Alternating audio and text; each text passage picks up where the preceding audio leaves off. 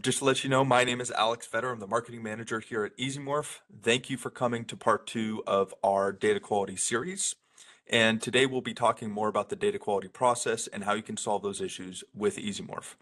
So we'll talk about the next 3 steps as part of the process: detect, react, and resolve, where you can build a repeatable pipeline to fix data issues before they cause operational problems for your organization.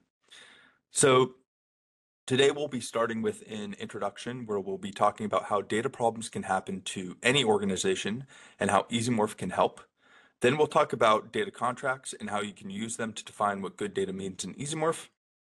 We have a slightly different agenda structure today, so we'll quickly go into a Q&A for this part of the presentation. So please type your questions into chat throughout the data contracts part, and then we'll talk more about how you can automatically send alerts, notifications, and emails when data breaks, and assign tickets or those issues to team members. And at the end of that presentation, we'll take questions in the Q&A. So again, please type your questions into chat throughout that presentation as well. Today, we have 2 experts joining us for this webinar.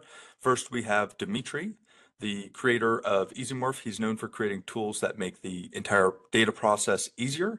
Then we have Matt, who works directly with customers, creates educational content, and solves data issues better and faster than anyone else I know. Both have 25 years of experience and have a lot of knowledge in terms of solving real-world data quality problems, so you're in good hands. Without further ado, I'm going to hand it off to Dimitri. Well, thank you everyone for joining us today. Just in case, I'm reminding you that this is part 2 of our webinar. The part 1 happened two weeks ago. If for some reason you missed part 1, that's not a problem. Alex will share in a moment a link to the recording of the first part. So you can always rewatch it and catch up with what we'll be talking about today.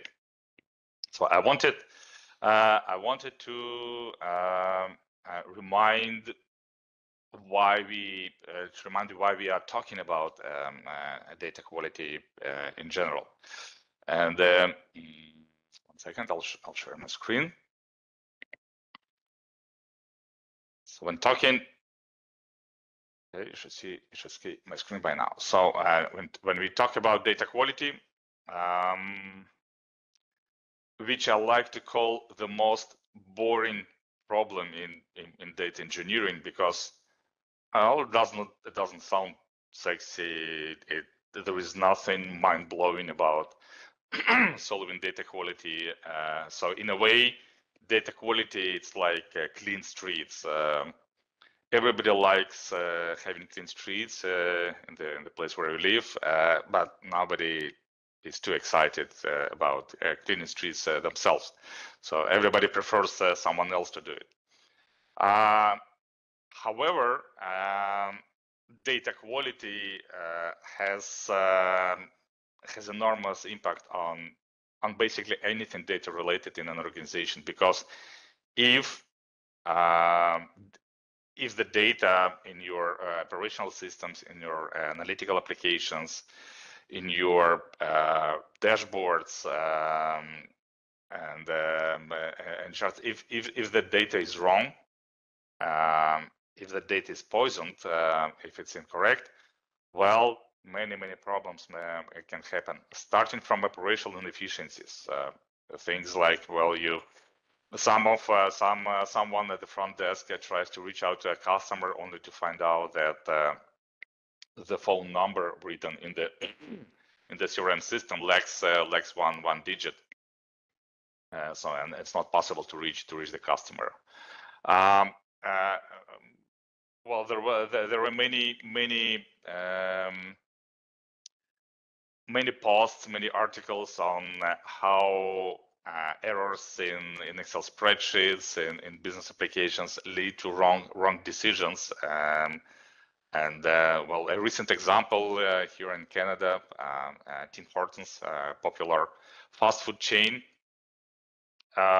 they mistakenly sent out a notification about winning in a lottery to 500,000 people.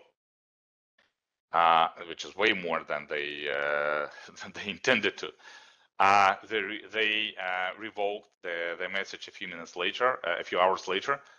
But unfortunately for them, in Quebec, in cases like that, the law stands with the consumer, and now consumers are united to prepare a class action suit against Tim Hortons and demand the promised win, which is, by the way, a motor boat, not a cheap thing. So if Tim Hortons had a data quality process in place, or if they had something like a data contract that Matt will talk today about data contracts, there is a good chance this problem could have been avoided. But well, a mistake in a report, and the result is quite costly. And of course, it goes without saying that any type of data quality problem, it always leads to extra effort when you need to track back the cause of errors, to understand the impact of the error, how many systems, data sets, files, applications downstream were affected by this error, and then fixing all of that. It all takes time, it all takes money. It keeps you from being productive with other things. So data quality, while it may sound boring, it's a fundamental issue, and ensuring good data quality is quintessential for any big or small organization. In part one, we talked about the end-to-end data quality process. As we see it in EasyMorph, this process has 4 parts. The first part, how to identify data quality issues. And if you watched or participated in the part 1 of this webinar, you could see how EasyMorph offers data profiling, data analysis tools for interactive ad hoc data analysis and investigation, where you can spot errors, find causes of problems using our visual tools like the analysis view. Then we also talked about automated detection of problems using workflows, and how to insert data quality checks, how to organize them into data quality pipelines. Today we will continue with the detection on the next level, and Matt will demonstrate how to make a further step in abstracting away data quality rules and making them so-called data contracts, which is more rule-based type of or declarative type of data quality control. And then in the second part of today's webinar, we will talk about what to do when you detect a problem. So what happens next, and I will demonstrate a few options how you can program EasyMorph to react in different ways to different problems that are detected. And finally, what tools you can use to resolve, because, well, detecting is not enough, reacting is not enough. You want this problem fixed. So how are you going to fix it? We will talk about this today. Okay, that's actually the slide I had to show. And finally, a few words, why EasyMorph? We believe EasyMorph is uniquely positioned to offer all the necessary tools for all 4 parts of the data quality process, starting from identification to resolution. And the 2 parts of this webinar were intended to demonstrate and to showcase how EasyMorph can do that. Again, it's an invitation to talk. In any case, feel free to reach out to us, to have a chat and discuss and share ideas and see if we can help you with fixing, improving, and bringing data quality in your organization to the next level. Now I'm passing the mic to Matt. Thank you.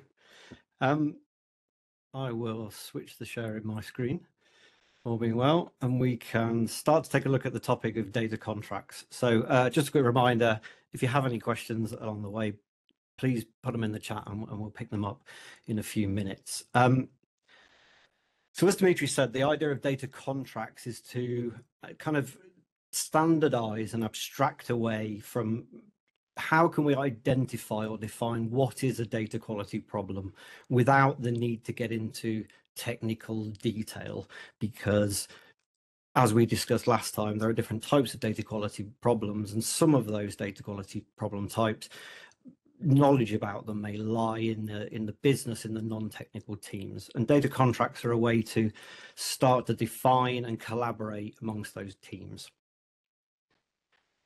So just before we dive in, I just wanted to pick up on a couple of topics from last time, just because we will build upon these topics or mention them as we work through. The first is those different types of data quality problems. And we talked about there being three main categories: missing data, and that can be entire columns or sections of data missing, but it can also be distinct individual values in certain cells in certain records. And we also talked then about there being technical data quality problems, which are often to do with the structure or the format of the data. Data types are incorrect, or lengths of strings are too large. Those kind of technical problems which the data teams, whether they're the underlying data warehousing or business IT teams, will likely spot them and identify them and be able to correct them. And then there's the third category, which is very much the business or the logical problems, which the technical teams may not know exist, but which the person who lives and breathes their area of the business for the last X years will look at a data set and know almost instantly that that number is not correct. It can't possibly be, or, you know, we appear to be missing an entire set of sales. That kind of logical problem that only them as a business person would spot. We also looked, as Dimitri said, at the different tools, both the manual tools for identifying the data quality, but Dimitri took us through the actions that we could build into our EasyMorph workflows to help identify some of these data quality problems, and then hopefully stop that data from propagating downstream, because that's ultimately a really important point. Bad data ultimately ends up in reports or business BI dashboards, and that leads to problems where users are making decisions on incomplete or erroneous data. And until we understand the scale of the problem and the types of problems, we don't know if that error is huge and critical to the business, or insignificant and not a problem. But there's no doubt that if we could solve all data quality problems, we'd all be a lot better making decisions on correct numbers. So what is a data contract? A data contract in its simplest form is an agreement. It's an agreement between the different teams in a business, or even between your business and your suppliers and your customers, as to what the expectations are for a set of data. What do we think it should be like, both structurally and content-wise, and most importantly, from a data quality point of view? But it's not a one-way street. It's not that the data team is responsible for then providing and meeting that contract, and that the business teams are responsible for consuming it, and they're holding the data teams to account that they're not meeting the contract. It's very much a two-way relationship. That data team is often extracting data from business systems, which is being inputted by the business. And so if the business users aren't helping to work towards that data being input correctly in that system, then it really can't possibly be the data team's fault that they're going to automatically be able to solve all the data quality problems. And so everybody needs to work together to make data quality problems disappear. I say disappear, it's impossible to eradicate all of them. New ones will always exist. But we can eradicate them, spot them much quicker, and work together collaboratively to solve that problem. And ultimately, they're important, as Dimitri said a minute ago, because until we have a definition of what our expectations are, who's to say what is good data and bad data? Just because I think this data column should only contain a numeric value doesn't mean I'm correct. Other people may have other opinions. And so by defining a data contract and sharing that and agreeing that, we can agree on the structure, everybody's on the same page, and everybody can work towards better data quality. So to try and help you guys simplify this process of implementing data quality checks in your existing and new solutions in EasyMorph, we wanted to create a toolkit, because obviously if you are an existing customer, you've got a large quantity of EasyMorph workflows processing massive volumes of data. It'd be a daunting task to go and edit every single one of them, define what the data quality needs to be, build out those workflows with additional actions in there and additional branching and complexity to try and implement just checking if the data quality is as expected. So we've started to build this toolkit. We have begun to work with a small number of customers on using and implementing and developing this toolkit, and we will make this available to you guys over the coming weeks. The toolkit's got two main areas, which we'll look at in detail in a minute. The first of which is a data contract template. Lots of data quality type tools will define data contracts in quite complex ways. They'll use very complex user interfaces that you've got to have training and experience to use effectively, or they'll use code-like file formats such as YAML or JSON to define the data contract in that. And again, that's then difficult for non-technical business users to work collectively with the technical teams to define that data, because they look at it, it's a lot of code, and again, they're not comfortable with it, and therefore it doesn't promote that collaboration. So we've picked the good old Excel spreadsheet. We've all likely got Excel installed on our work computers, and if not, we've got some alternative like Google Sheets that can open Excel files. And so they're accessible to everybody, and also everybody around the business at some point will have received, opened, and got experience with Excel. So hopefully it's as sort of universal as possible. We've then built out a morph, which is incredibly complex. I will show it you, but the critical thing is that you don't need to necessarily understand what it does. Its purpose is to perform the tests on a set of data that you defined in a data contract. And so I can then take any EasyMorph workflow, call the data contract testing morph. That's a black box. I don't need to worry about what it does. I pass it a set of data. I pass it my definition of the data as a contract file, and it gives me back a set of results indicating whether it thinks that the data meets the contract or where data quality problems exist in that contract. As well as that, obviously, we'll include lots of other examples and documentation to help you guys start to implement it. But I wanted today to take a look at the start of where that is and what we can do and how easily you can implement this then in existing workflows in just one action. So as I said, I will show you the black box morph that does the check. It is very complex. It has lots and lots of branching. It has lots and lots of groups in there of different actions. But ultimately, it takes in a set of data that we pass into it when we call it. It takes in a parameter which defines where that data contract file is that I want that data to be tested against. And then it works its magic, ultimately checking all of the different check standardized things that we want it to do.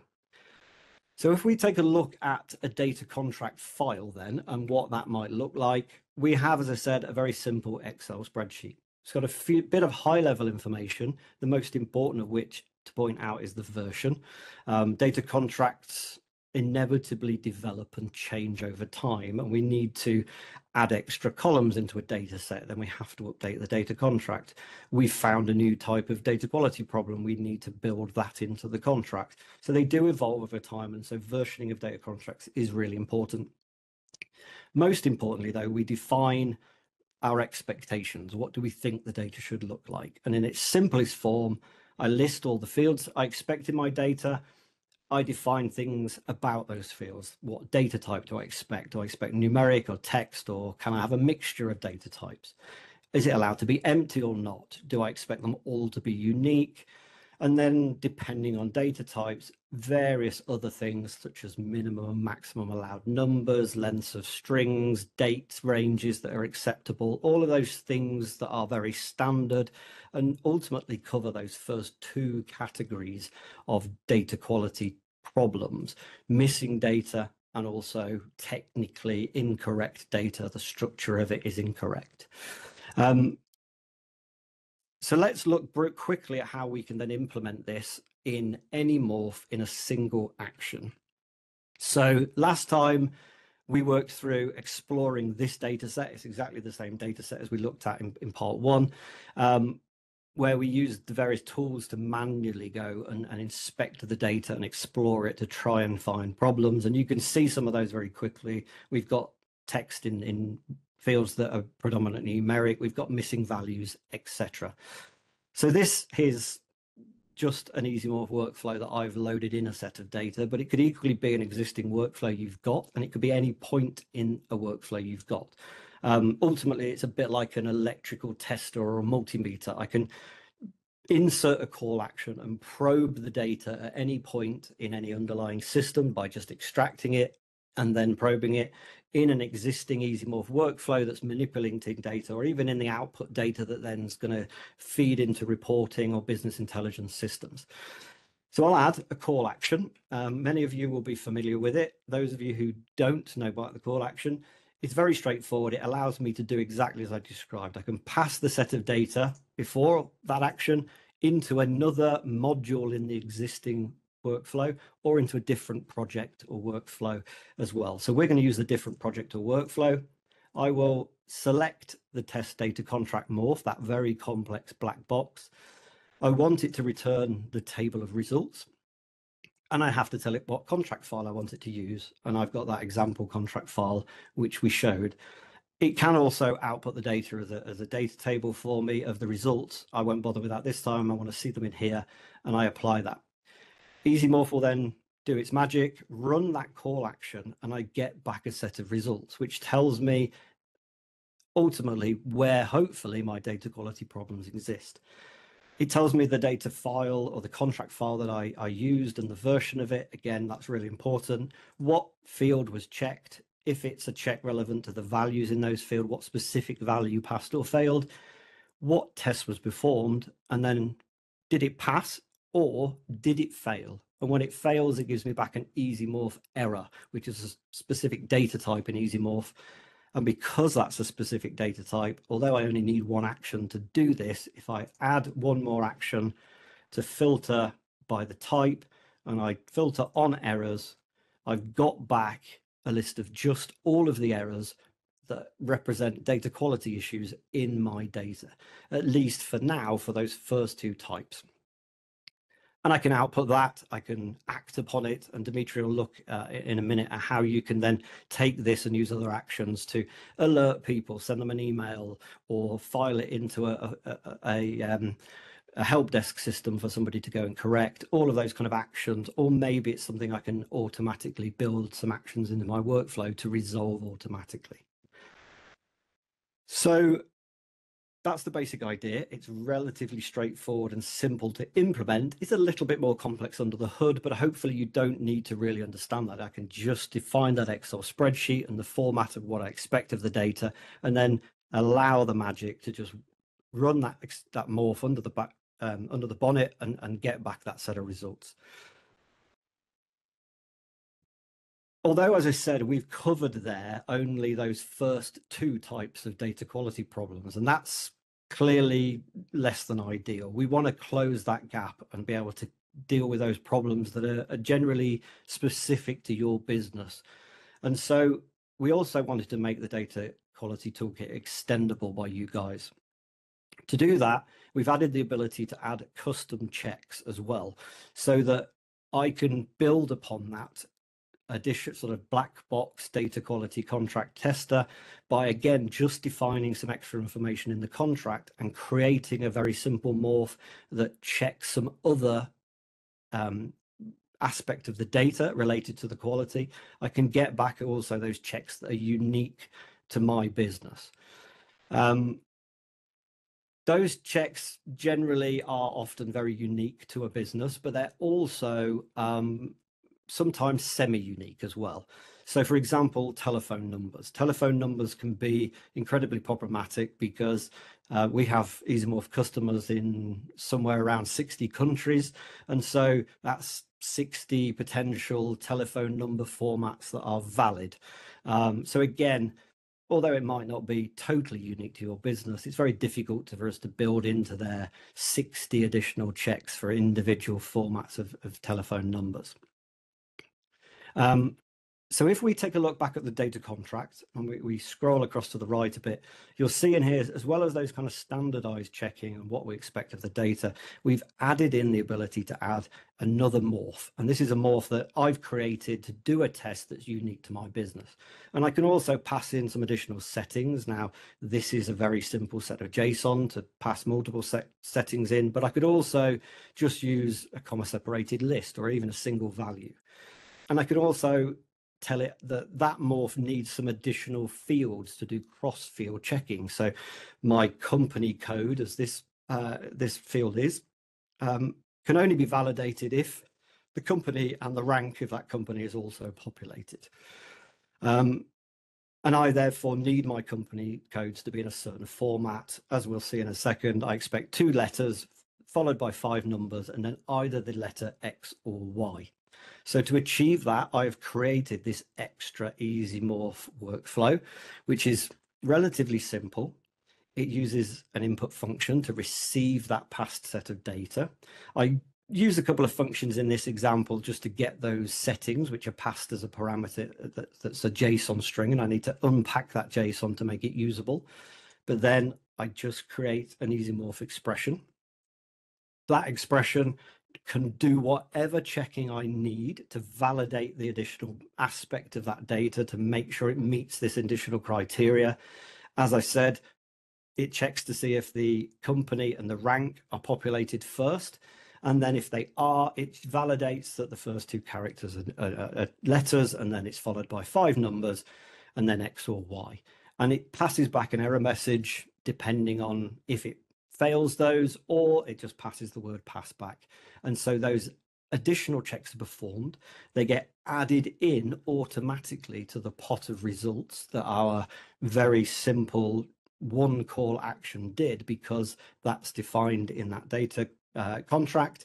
And if I scroll towards the bottom, you can see that it then has a bunch of errors where some of the values don't meet the criteria I've specified in my custom check. And so hopefully that contract is extendable as well and can cover all 3 categories of data quality problems. Lastly then, preempt a few questions that you guys may ask. It is very much a developing solution and a developing toolkit. We've been working with a very small number of customers over the last few months to build that out and test it in real world environments. We will in the next few weeks start to open that up to more customers and trickle that out until we sort of make it available to everybody. If you guys are interested in being involved and helping to test that and use it, then please do drop us an email or put a note in the chat and we'll get in touch and be happy to share it with you. Eventually, we want to make it open source so that, as I said, those customized checks or semi-custom checks like phone numbers or postal addresses or codes, zip codes, can be built out as a library, and you guys can help to contribute to that. You also collectively, some of you who are more technical and more experienced can help to develop it and build upon it. But also, if you're not, if you've got ideas, you can help feed that in, and we'll publish it on the EasyMorph community where you'll be able to get it, access it, and also help to contribute to it as well. And ultimately, the end goal is to be able to take all of that knowledge and all of that experience of you guys implementing data quality pipelines and data quality checks using the toolkit back into EasyMorph to make EasyMorph Server have the concept of data quality and data contracts built in and core to everything it does, so that your teams can not only use EasyMorph Server to collaborate using the catalog and EasyMorph Server boards, but also, you know, to define and collaborate on data contracts and to test all of your data against those contracts too. So hopefully that's given you lots to think about. As I said, we'll open this up to you guys over the next few weeks. Are there any questions? I haven't kept a track on the chat, so I've not seen if anybody has written any yet.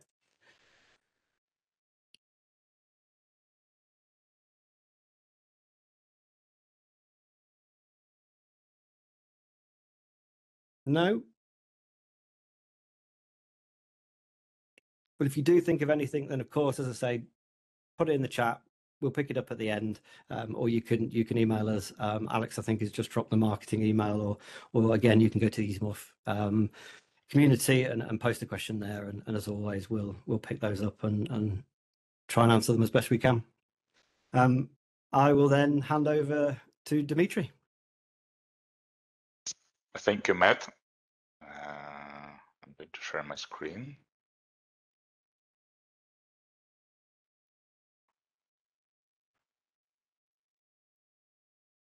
All right, so let's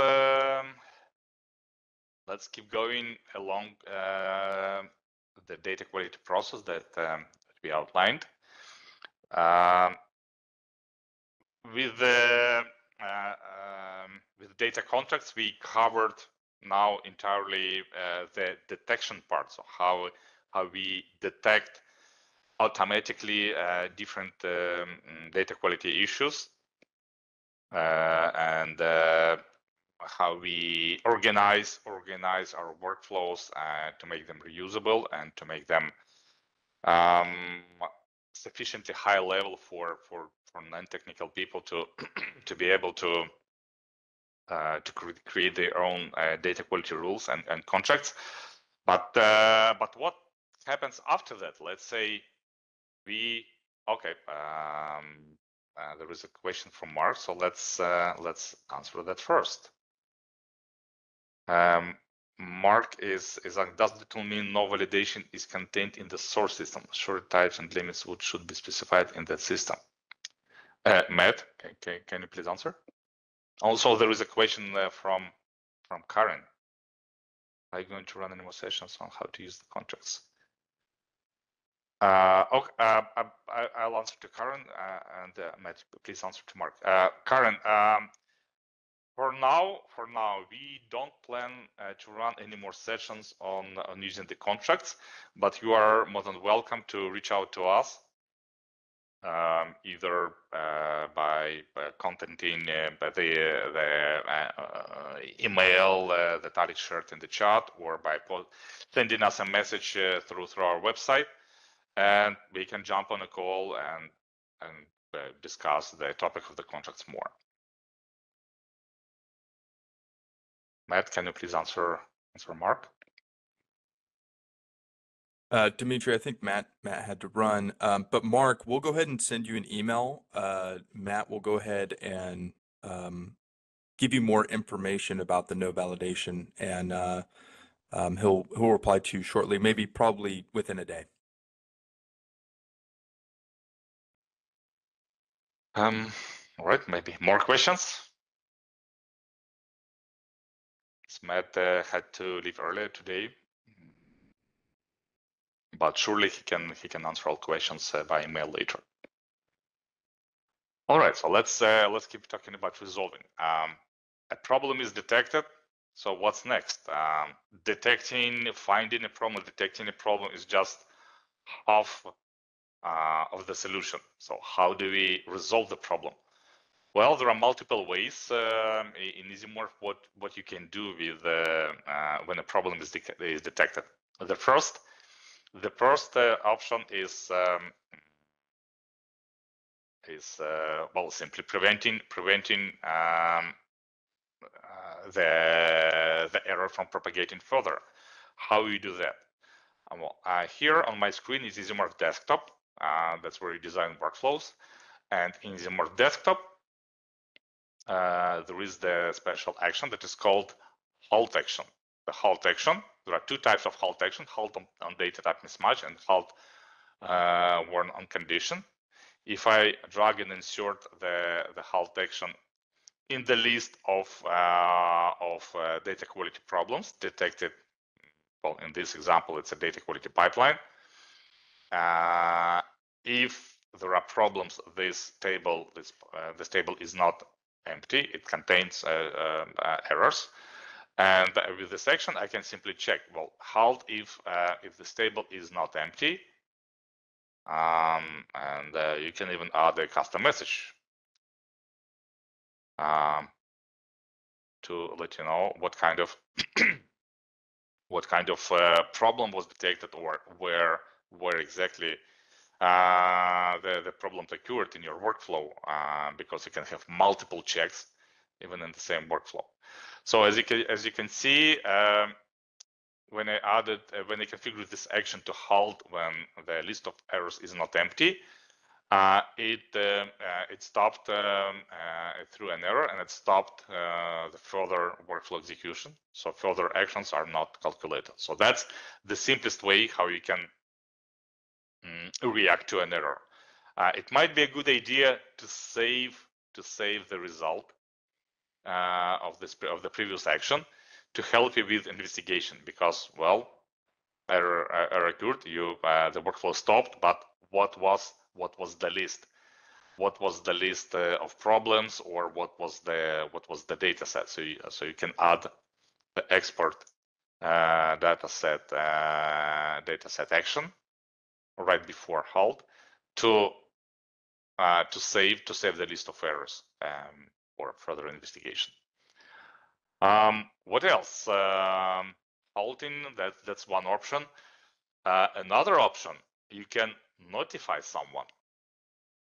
Well, your workflow may run on schedule when yes, it's halted. If you use EasyMorph server, you will get an email notification about the error. But what about other ways to notify? Well, EasyMorph provides a number of ways how you can react and notify about an error. I'm going to disable the halt action and add a few more actions. The first option is simply sending an email. So when you send an email, you can specify a sender, you can write a subject, add a text message, and then you can add attachments. For instance, the list of problems here detected, you can add it as an attachment to that email message. And in order to skip sending email, if the list of errors is empty, you can use the skip action, skip actions on condition, which you insert before sending an email, and saying, okay, if this list of errors is empty, then simply skip the rest of the table. So one option, sending emails. Another option, you can send a message. So now Teams, Microsoft Teams, and Slack are very popular enterprise messengers. So you can send messages automatically to these messengers. For that, we have two respective actions: Teams bot, and Slack bot. So in Teams bot, you can configure connector Teams. You can pick a channel. Make sure to add EasyMorph bot to that channel. Otherwise, Teams will not allow sending messages.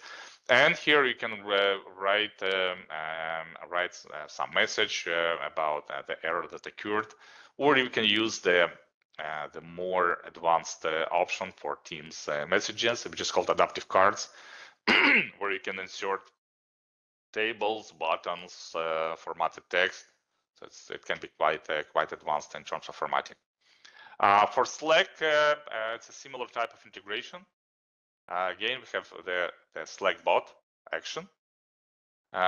Similar logic, configure a connector, pick a channel in Slack, and send a message either in plain text or highly formatted using Slack's own formatting language. Another option, which is more technical, is that you can, in case of an error, you can send a web request. Let's say you have an enterprise login system that collects notifications from different sources, or as it's called, a data observability application. So you can use the web request action to send a notification to some API for automated processing or for login. So that's also possible. You can send messages to mobile devices. For that, we have two actions: send a message to NTFI and send message to pushover. Two mobile applications that you can install either on Android or iPhone. And these messages, these applications will receive and display messages in real time. NTFI, Notify, it's a free application with some paid options, but they are cheap. Pushover is a paid application, but it's very cheap, something like $5 a year or something like that. So it's a good option, and it provides more options for configuring, for restricting access and configuring individual roles. Two options. Well, you can use any of these if you need to send notifications to mobile devices. Now let's talk a bit how to resolve those issues. So we talked about notifying, but another option is to collaborate. So notification is a good thing, but you can do a step further and actually initiate resolving the issue. And for that, you can create tickets in work management systems. EasyMorph supports out of the box two applications. For that, it's Jira, quite popular ticket management system in many organizations. So you can use the Jira command to create an issue, and in this issue, again, you can add a description, what was wrong, and maybe add a count of errors or some additional details. We also support Zendesk, where we can create a ticket in Zendesk, and as with Jira, you can add a due date. You can assign to someone this issue. You can give it a type. So that's a start for resolving the problem. Although a better option might be to use EasyMorph's built-in ticket management system. So this may come as a surprise to you, because many people used to think about EasyMorph as a data preparation or ETL application, but actually EasyMorph is now much bigger than that. So EasyMorph has grown into a full-scale data engineering platform that has multiple capabilities that can be combined. In various ways. For instance, if you go to EasyMorph server, then EasyMorph server now comes with Explorer. It's a special feature of EasyMorph server that allows having interactive boards for teams of knowledge workers, and also a data catalog. And the boards have an interesting feature that they allow creating sections with issues. Besides that, you can see a board can have KPIs, charts, tables, and different shortcuts to trigger different actions or link external resources. But if you look at the issues section, well, that's what you would expect from a work management system. There are issues, and these issues can be created automatically in an EasyMorph workflow using the raise raise issue action, or they can be created manually. So in a board, you press the new issue button and you create a new issue. An issue, well, it's a simpler issue management system than Zendesk or Jira, but it's tightly integrated with EasyMorph, and it's a very powerful capability that it supports catalog assets as attachments. You can attach different assets or additional resources to an issue. So you can attach files, web links, even folders if there are certain problematic files, and then you can put them in a folder and create an issue saying, well, look at this folder, there are files with problems in there. You can give issues a due date. You can assign it to different people in your team, and you can add attachments such as dataset files or basically any catalog asset. These attachments, they appear right in the list of issues. So when you look at the issue bad data in the customers table, then you can immediately open the table on EasyMorph server. What you see is pretty much the same analysis view that Matt showed in part 1 of this webinar 2 weeks ago. It's slightly simplified, but it's the same principle where you can filter data, view it, and you can perform relational analysis for further investigation. So when an issue is resolved, you can change its status to none. This list of statuses is customizable, so you can create your own statuses, you can create your own issue types. And finally, when the issue is finished, you can mark it as complete and you can archive it. Issues are not deleted; they are archived. With that capability of creating issues, you can have an end-to-end process where you start from identifying issues to resolution. And that's why we say that EasyMorph, it's an end-to-end platform for managing the data quality process.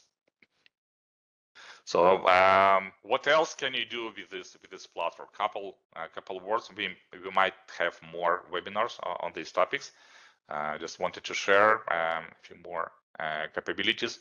So besides managing, being an end-to-end platform for managing data quality, we can also use EasyMorph for data retrieval and exploration, team collaboration, API automation, and data ingestion when you need to receive data and files from people outside of your organization.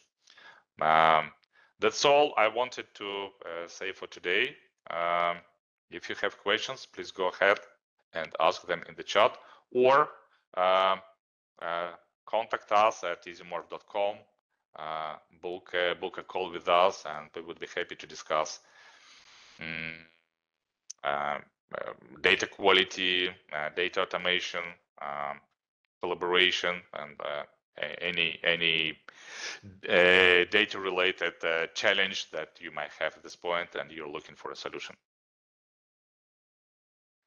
Please, questions?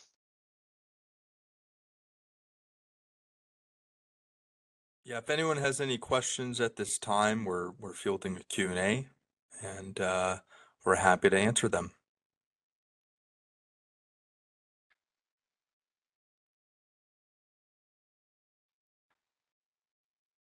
We'll wait for one or two more minutes. Okay, not a question, but oh, thank you, Mark.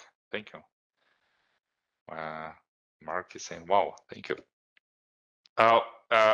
In what we've discussed in these two parts, many interesting topics. We're still working on improving ways to react on issues. For instance, we will be adding the capability to create an issue right from EasyMorph desk, right from analysis view. So when you filter filter down to a problematic data set, then we can create an issue immediately with this filtered subset of rows. That's one of the options. Data contracts seems a very promising technique and direction to develop our product. And we already offer the toolkit demonstrated by Matt earlier today. That you can start using right away, but eventually, I believe we will incorporate data contracts as a native feature of the EasyMorph platform. Other things, Chris suggests seeing a webinar as an API gateway. Point taken. We will add it to our plans. That's a good point. So things like API, real-time API integration can be very helpful as well. Rob is asking, can issues only be archived? At this point, yes, issues can only be archived. Issues cannot be deleted. We might be adding, because at this point we designed EasyMorph to handle literally millions of issues. So it seems like there is no real need to delete issues. So at least we don't think that you will run into any limitations caused by issues being archived, not deleted. But who knows? Maybe we are wrong. Maybe there is a reason to delete issues. So so that's something to be seen in the future. Oh, and by the way, another thing that you can do with issues, besides archiving, you can also snooze issues. So that's a bit different thing. So let's say if you have an issue and you feel like you don't want to process it right away, or maybe it needs to for someone to return to be addressed, then you can snooze this issue. So you select an issue and you snooze it for some time, 1 day, 2 day, 1 week. That's the default times for snoozing an issue. You can see a list of snoozed issues. Well, there is nothing snoozed here, but well, if there were, you can see them. Also, you can forward issues. So if you think the issue should be handled by another team, and that team has its own board, then you can forward an issue to another board to let another team handle that issue. So 2 more options what can be done with issues. Luck is asking, there are some places where I can take a full capacitation for full capabilities of EasyMorph.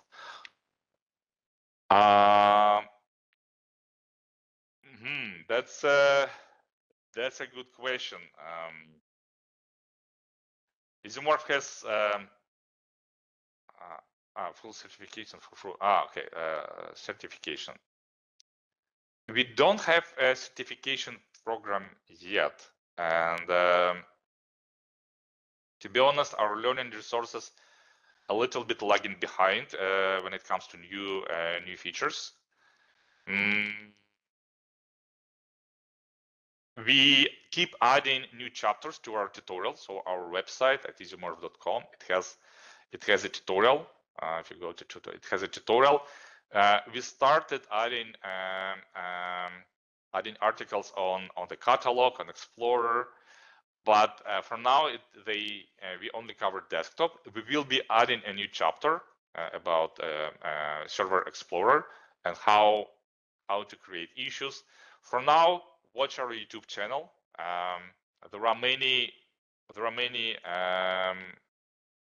new videos published recently on boards, on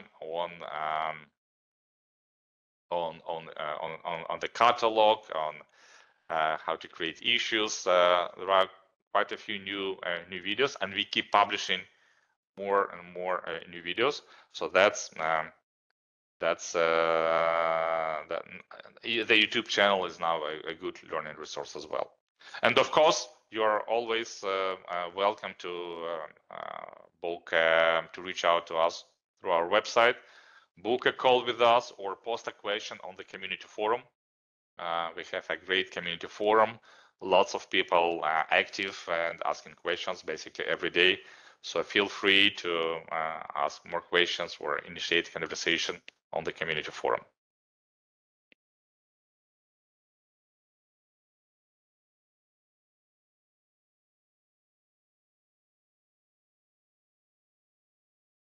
If you are an existing EasyMorph customer, I remind you that you have already Explorer with the capability of boards and the catalog already enabled in one space, or at least available in one space, because Explorer in one space is already included in your server license if you have EasyMorph server. So you can start experimenting with boards, with issues, with work management, with the catalog assets. You can start experimenting right away. These tools are somewhat new to EasyMorph, so certain things may not be as polished as you want to see, what you used to see in EasyMorph desktop. But they're actively developing. We put a lot of effort in developing new capabilities, making them work smoother. So the sooner you start learning about how these capabilities work, the more ideas you will get about automating routines and processes in your organization, and the more value you can extract from your investment into EasyMorph. More questions, if any?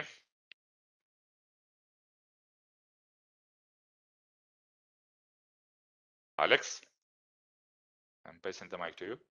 Yeah, I think that's it. So thank you everyone for coming to the webinar. We will be sending an email out within a day's period, and you will get a quick one-pager as well as the recording of what transpired today.